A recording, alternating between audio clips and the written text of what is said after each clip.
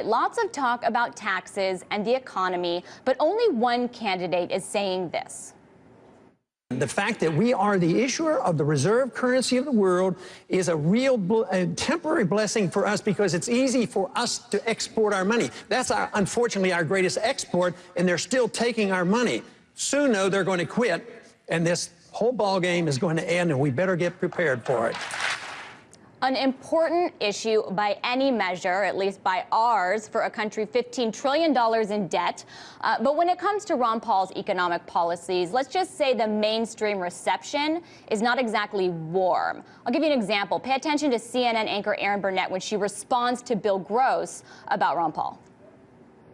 But he does know how the monetary system works, and that's something I think that Romney and Santorum and others don't have much of a clue on. Well, I mean, but this is interesting because I know you're saying, all right, he goes too far. But, you know, a lot of the people on the strike team, it's not going to surprise you, Bill. They said, Ron Paul, he's crazy because he wants to get rid of the Fed, and I just dismissed that out of hand.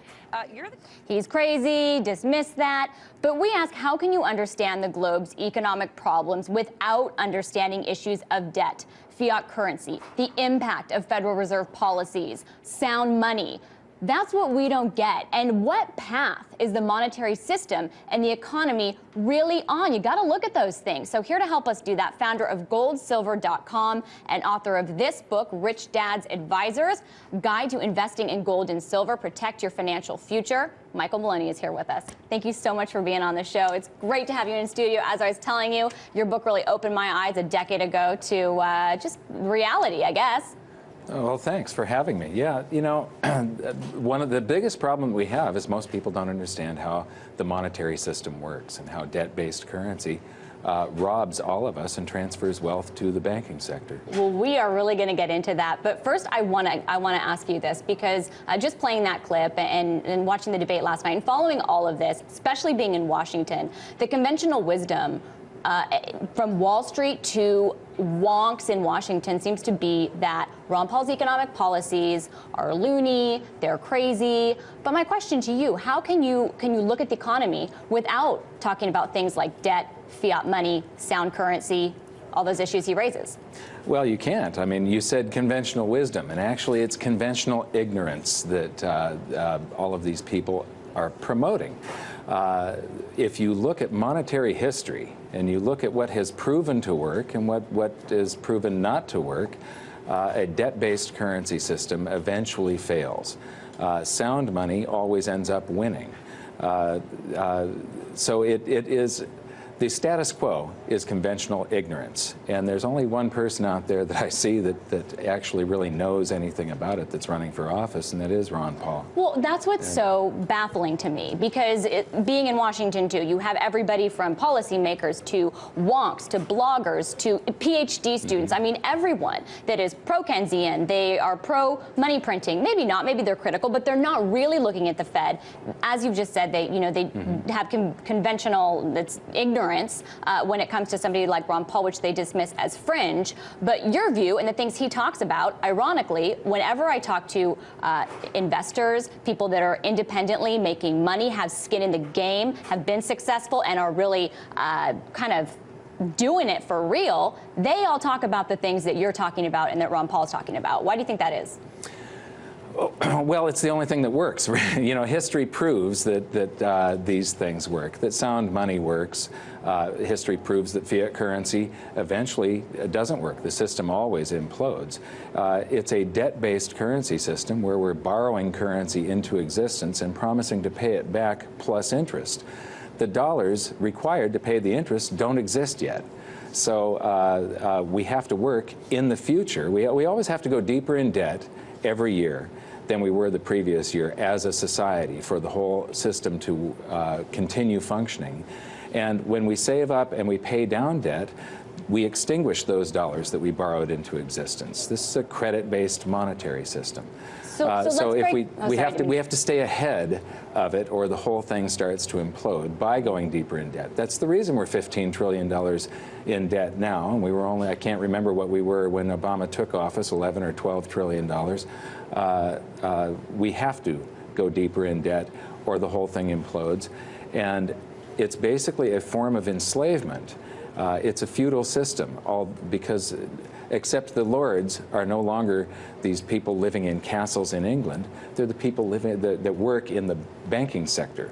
If you look at all the big buildings throughout the world, it's the banks. And we have to, when we borrow currency into existence by the Federal Reserve writing a check and buying a bond, that bond is promising to pay back principal plus interest, and that interest, that principal and interest, comes from our tax dollars. So we have to work in the future to pay taxes for the dollars that exist today, that we're spending today. Are you saying we're all becoming serfs? Yes. Okay. That's exactly what I'm saying. And you know what? That's something that is very au courant right now, right? Okay, inequality is what everybody is talking about, or at least it's kind of what Occupy Wall Street has really embodied, is this concern about inequality. It's kind of moved it into the conversation. But yet, the solutions or the problems people are talking about are all things within the system. How come nobody's talking about the monetary system as the problem, if that's what's creating this massive transfer of wealth? It does. It is one of the things that creates this huge inequality. And I went to Occupy Wall Street and I interviewed a number of people, and one of the things I noticed was that they're all protesting a bunch of different things, and they don't realize that all the different things that they're protesting have one root cause, and that is this debt-based currency system that creates these huge discrepancies of wealth. You know, I know that in the short term we have these big economic booms because of this currency system where we borrow currency into existence and we go on a credit binge and there's a boom, it goes into a bubble, but then the bubble collapses. Under a hard money system you have slower growth, but it's continuous growth.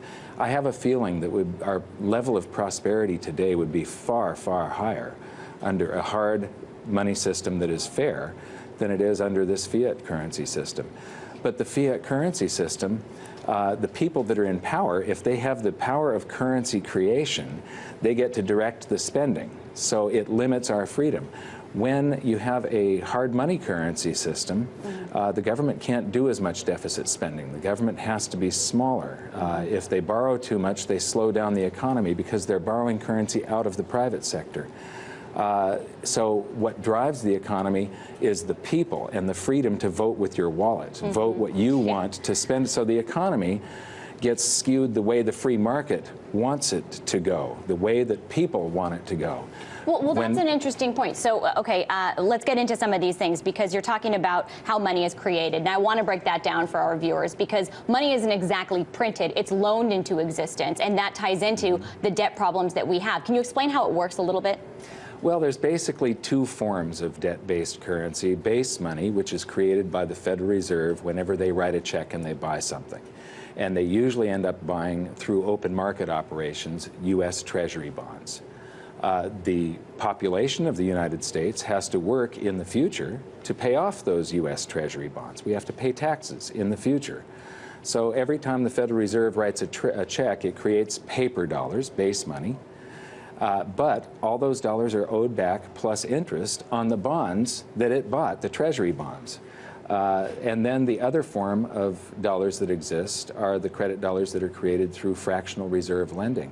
When you go and you buy a house or a car, you sign a loan document. When your pen hits that paper, those dollars are created and get credited to your account. They're just a book entry for the bank. But then you go and buy something with them, and they go into circulation, and they stay in circulation until somebody saves them up and pays down debt. And that's a really key point, right? Because a lot of people think of expansion of money supply just in terms of base money, of, okay, the Fed's expanded its balance sheet, it's tripled it, base money is increased, and this is the money supply. But you're saying all that credit expands the money supply too.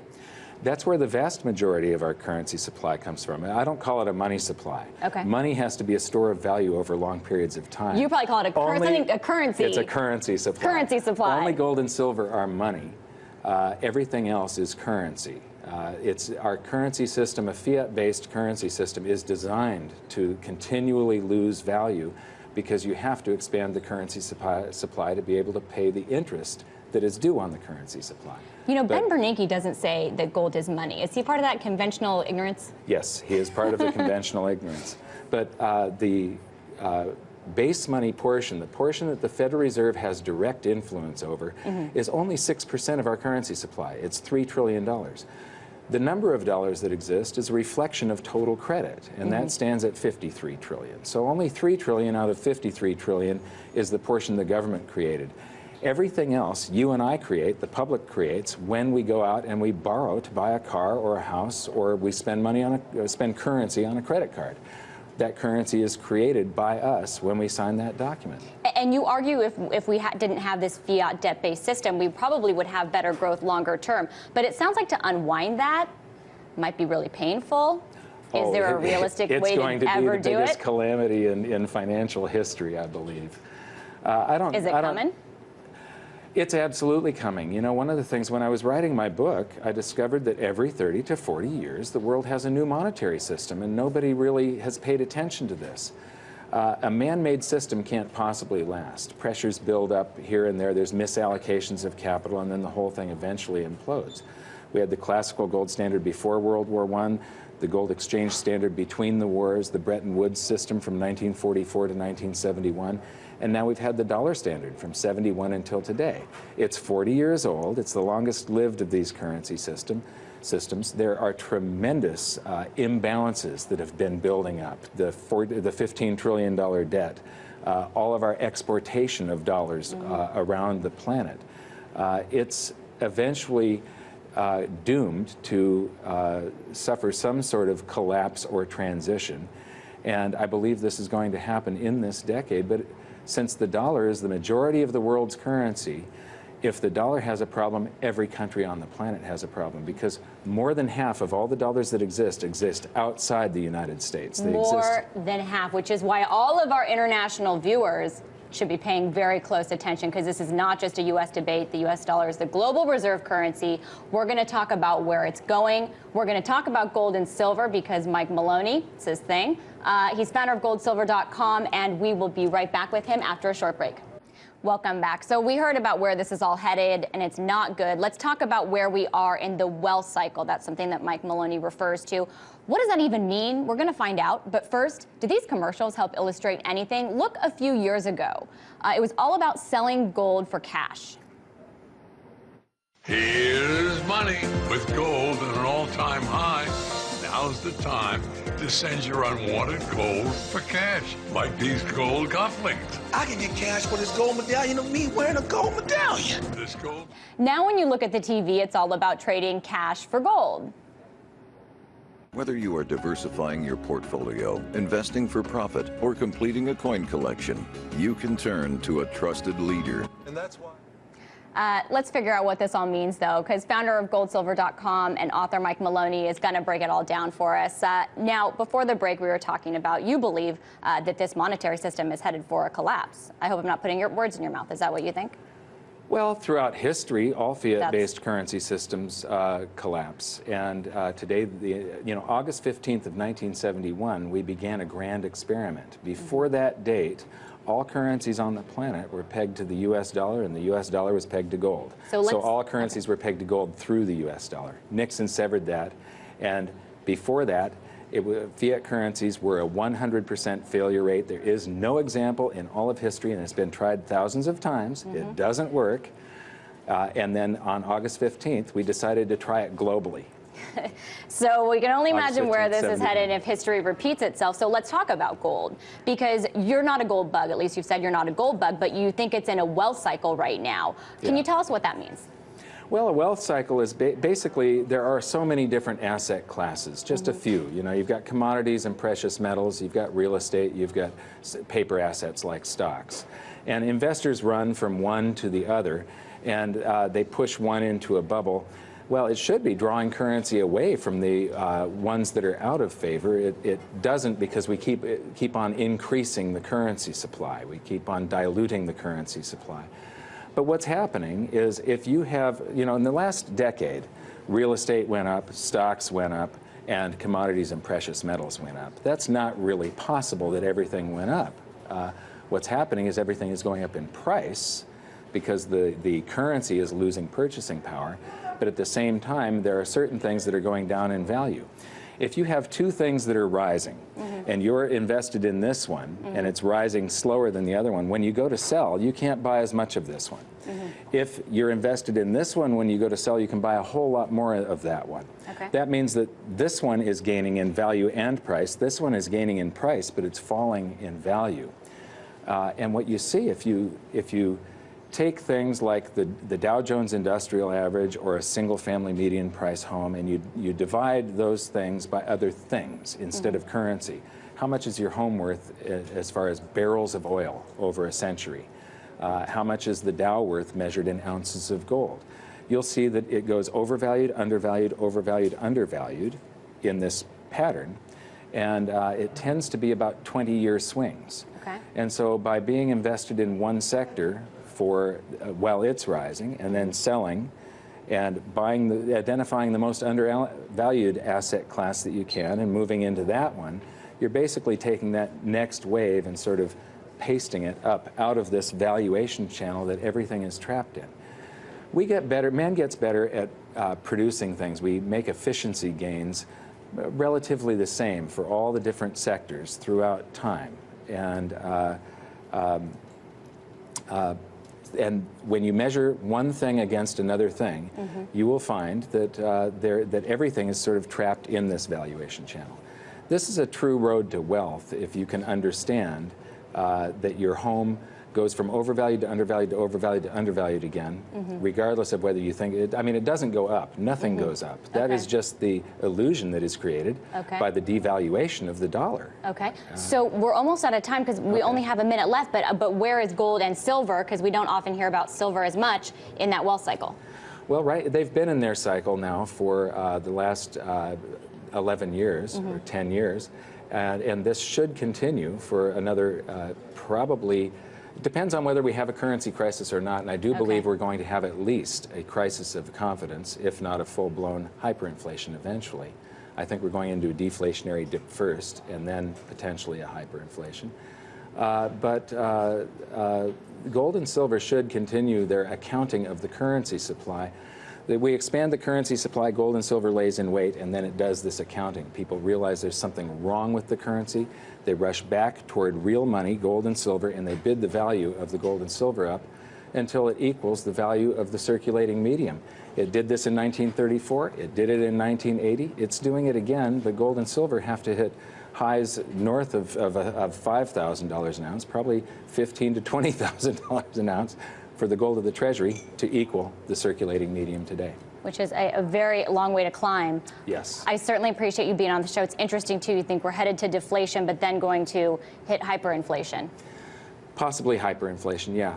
But I think a deflation is, you know, only 6% of the currency supply is under the direct control of the Fed. The other 94%, they only have influence over, and it requires our confidence, our feeling good, to go deeper into debt every year, borrow and spend, to keep the game going. Okay. And if we don't borrow and spend, then the whole thing starts going into a deflationary collapse. Okay, and that's where you think we're headed, it sounds like. Thank you so Yes, but gold and silver will still do the accounting, and it's better to be way too early than 1 second too late. Aha. There you have it. Good final words. We'll end on that, Mike Maloney. Thank you so much for being on the show. He's founder of goldsilver.com and author, Mike Maloney. Thank you.